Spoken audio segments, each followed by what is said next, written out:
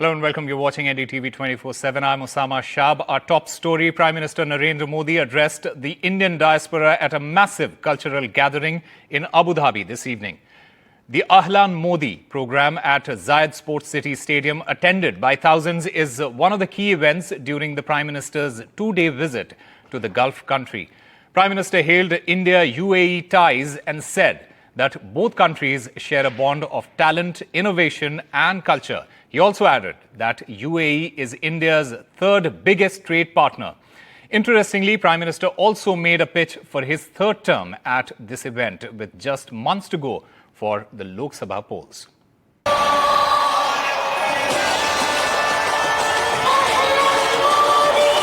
The moment at least 30,000 Indian nationals in Abu Dhabi were waiting for.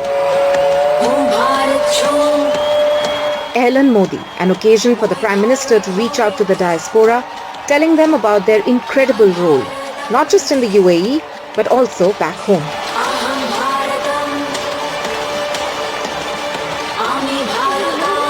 In every large event where Prime Minister Modi engages Indians living overseas, he makes one key point.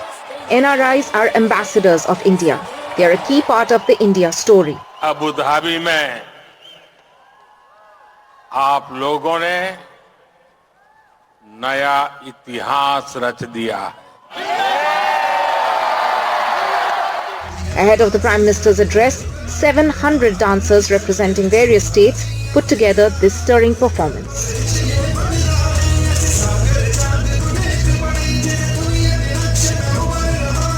मैं संदेश लेकर आया हूं आपके 140 करोड़ भारतीय भाई बहनों का, और ये संदेश है कि भारत को आप पर गर्व है. आपका ये उत्साह, आपकी ये आवाज आज अबू धाबी के आसमान के पार जा रही है. Earlier in the day, Prime Minister Modi began his two-day visit to the UAE, his 7th visit to the country since 2015. He has been here 3 times in the last 8 months. आज UAE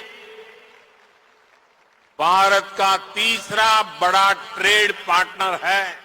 आज भी हमारे बीच जो समझौते हुए हैं, वो इसी कमिटमेंट को आगे बढ़ा रहे हैं. मुझे 2015 की अपनी वो पहली यात्रा याद है.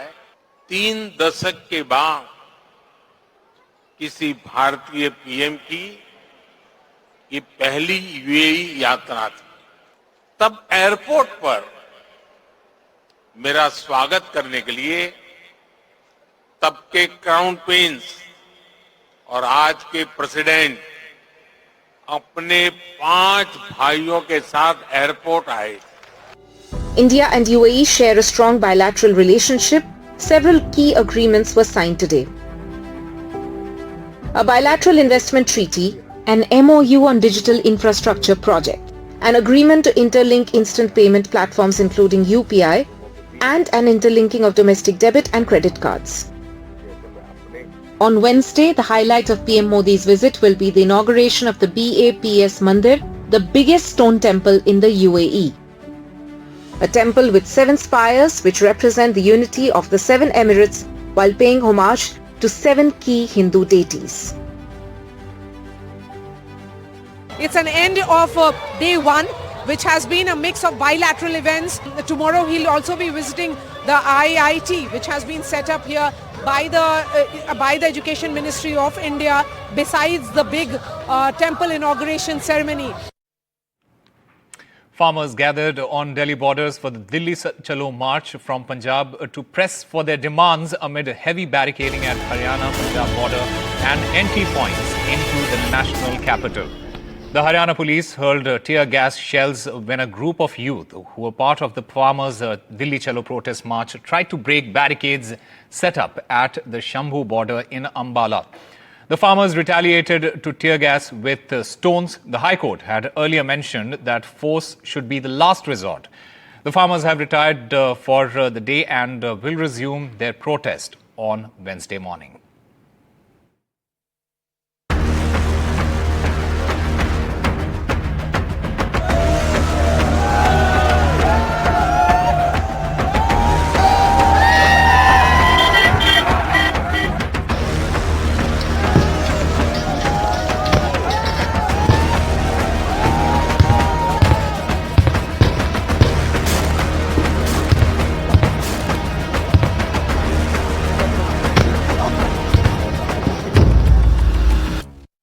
हमारे माननीय प्रधानमंत्री जी अगर किसी भी देश में जाते हैं सबसे पहली बात उनकी ये होती है कि भारत दुनिया का सबसे बड़ा लोकतंत्र। अगर भाई ये लोकतंत्र है तो लोकतंत्र के अंदर हर व्यक्ति को अपनी बात रखने का मौका दिया जाता है और जो हम बात रखना चाह रहे हैं वो भी कोई नई मांग नहीं है, वो सब की सब हमारे साथ की हुई कमिटमेंट है सरकार की और उन कमिटमेंट के ऊपर सरकार का ध्यान दिलवाने के लिए हमने बार बार डिमांड चार्ज दिए, बार बार इनको अलग अलग माध्यम से पहुंच करने का प्रयास किया, लेकिन सरकार ने आज तक उनके ऊपर कोई किसी तरह की भी सीरियसनेस नहीं दिखाई। And my colleague Vedant Agarwal was at the Singhu border. He brings us this report. This is not an international border that I come to you from.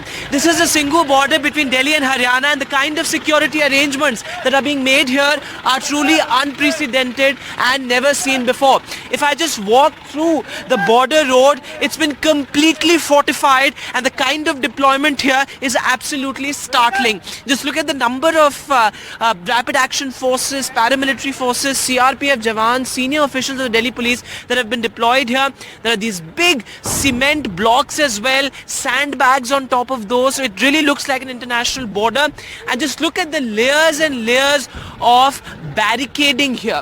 And this is throughout the border road. The layers and layers of barricading. There are these barbed wires put here as well. Big cement blocks, dividers. There you can see the number of rapid action forces personnel that have been deployed here. And they will stay here all night. They will be camping here all night ahead of that. As the farmers continue to camp at the Shambhu border, they have breached one layer of barricading there, and the Delhi police really leaving nothing to chance. Just look at these arrangements that have been made here. I remember covering the farmers' protest earlier, but this is something that is truly unprecedented. I have never seen something like this ever before. My colleague Ashwini spoke to Union Minister Anurag Thakur, who said that he's hopeful that talks will resolve this issue. कि सरकार क्या hopeful है अभी भी कि किसानों के साथ बातचीत बन जाएगी और किसानों का प्रोटेस्ट खत्म हो जाएगा? क्या बातचीत चल रही है इसके बारे में? उम्मीद पर दुनिया कायम है और हमने तो देखा कि कतर में भी अगर नौसेना के अधिकारियों को मृत्युदंड से बचाकर सुरक्षित भारत लाया जा सकता है, ऑपरेशन गंगा के माध्यम से यूक्रेन युद्ध में से 27,000 भारतीय नागरिकों को बचाया जा सकता है, कोविड के समय पर करोड़ों हिंदुस्तानियों को वापस लाया जा सकता है, तो सब बातचीत से ही हल निकले हैं। मैं किसान भाइयों से इतना ही कहूँगा कि आइए चर्चा को जारी रखें। कल भी हमारे केंद्रीय मंत्री देर रात तक बैठे रहे, बातचीत करते रहे, किसान नेता उठकर चले गए, तब भी कहा कि चर्चा जारी रखें। आखिरकार चर्चा के लिए और समय क्यों चाहिए? क्योंकि नए नए मुद्दे इसमें जुड़ते जा रहे हैं। जैसे एक मांग आ गई कि WTO में से भारत को हट जाना चाहिए, यानी कि वर्ल्ड ट्रेड ऑर्गेनाइजेशन में भारत हिस्सा ना, उसका सदस्य ना रहे। दूसरा आया कि व्यापार समझौते रद्द कर दो, FTA एग्रीमेंट्स को खत्म कर दो, फ्री ट्रेड एग्रीमेंट्स को।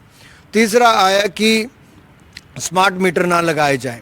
चौथा है कि इलेक्ट्रिसिटी अमेंडमेंट बिल से हमें बाहर रखा जाए। पांचवा जैसे आ गया कि पराली जलाने को जलवायु में न गिना जाए या फिर प्रदूषण के साथ जोड़ के ना देखा जाए।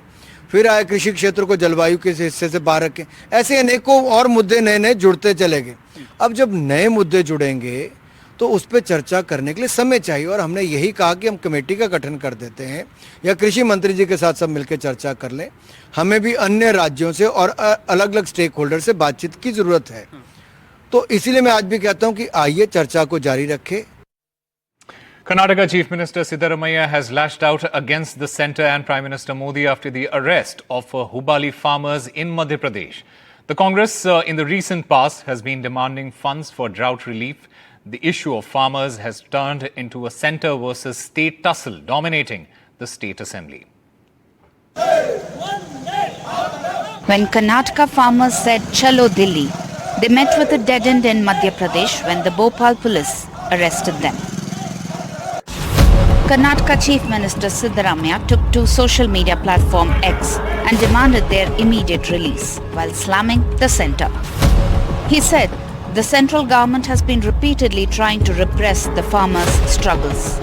अब सूखा गिरा था, NDRF का रिलीफ फंड हमको मिलना था किसानों के लिए, कर्नाटका के किसानों के लिए, आपने वो नहीं दिया। सेंट्रल टैक्सेस में कटौती कर दी, NDRF का फंड नहीं दिया। आपको किसान जप रहा है कि आप जिस दिन वोट मांगने के लिए आएंगे आपको पूछा जाएगा। The arrest and the farmers' protest in the capital has only helped the Congress state government in Karnataka reiterate its demands. It has requested 18,177 crore rupees from the centre for drought relief after over 200 taluks were declared drought hit. The state BJP alleges that instead of helping farmers, the Congress is using this for appeasement politics and claims that 32 crore rupees release for Waqf boards in the state is an example of such politics. Not only Waqf property, they should protect all property. It is not only one place, one section or one society. They need to address the concern of all the government properties. Every government property they need to protect. It is not just politics, vote bank politics, appeasement politics, divisive politics. On one hand, we have the drought-hit taluks in Karnataka, and on the other, the plight of farmers. Due to alleged lack of funds, both these issues continue to exist, and along with them, politics. With camera person Kumar, Pratibha Raman in Bengaluru for NDTV. Time for a short break. More news and updates on the other side.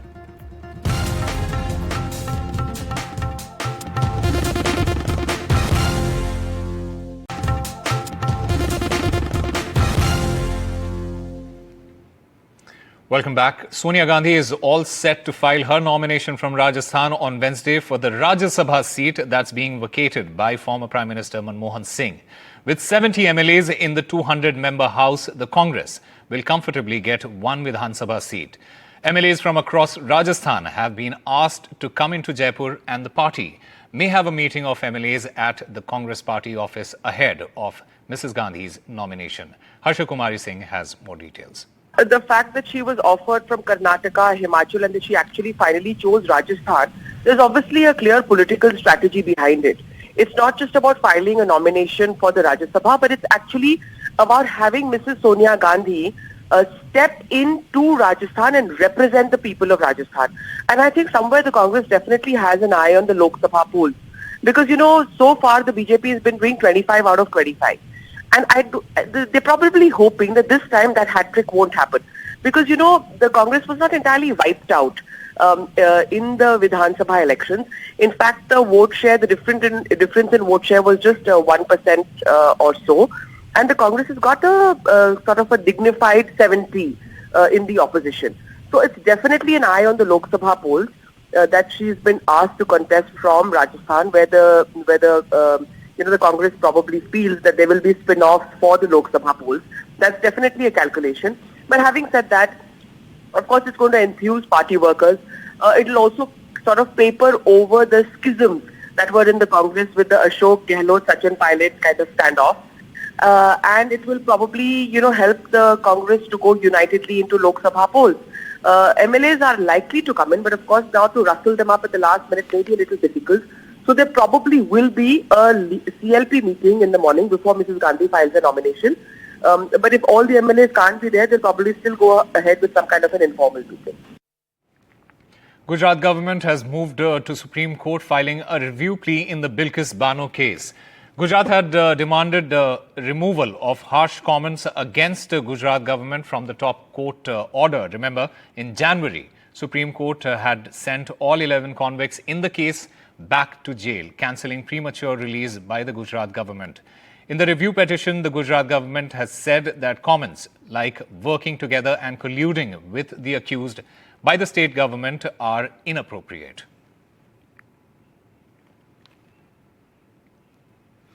As the IDF announced its plans to expand its ground operation in Rafah, the last remaining space of refuge for Palestinians in Gaza, US President Joe Biden and Jordan King Abdullah II met in White House discussing the Israel-Hamas conflict, expanding humanitarian aid and efforts to reach a ceasefire.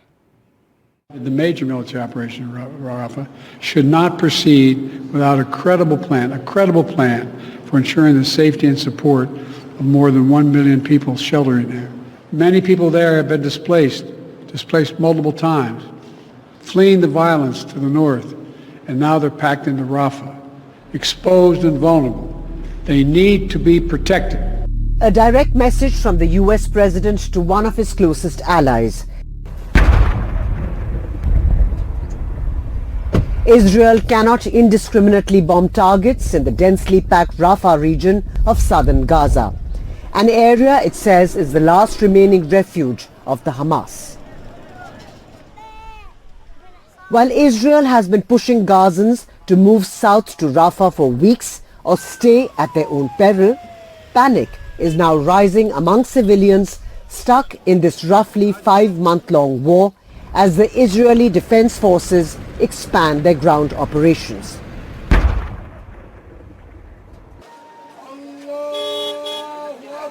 At least 100 people, including women and children, have been killed in Rafah over the weekend in Israeli airstrikes. More than half of Gaza's 2.3 million people are packed into the city after being uprooted repeatedly by Israeli evacuation orders. Israel's ground operations now cover 2/3 of Gaza's territory.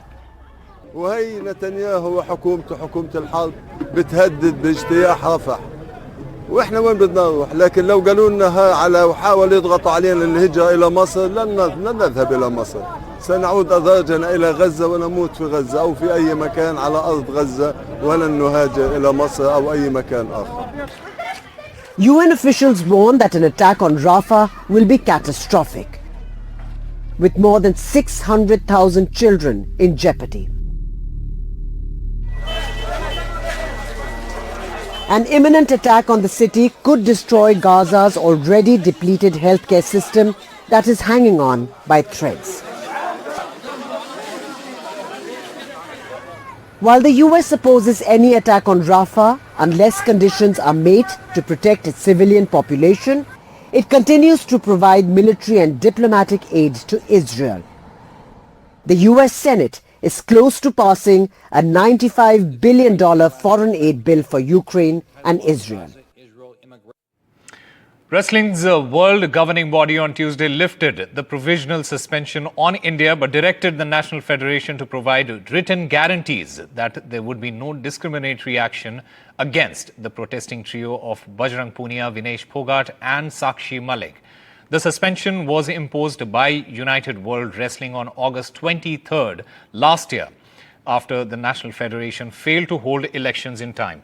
The world body in a statement said the UWW Bureau met on February 9th to review the suspension among other topics, and considering all the elements and information, it decided to lift the suspension. The suspension, remember, had followed days of protest against the then WFI President Brij Bhushan Sharan Singh for alleged acts of sexual harassment and corruption. The lifting of the ban means that Indian wrestlers will now be able to compete under the country's flag at the next United World Wrestling event. That's all we have for you. Keep watching NDTV.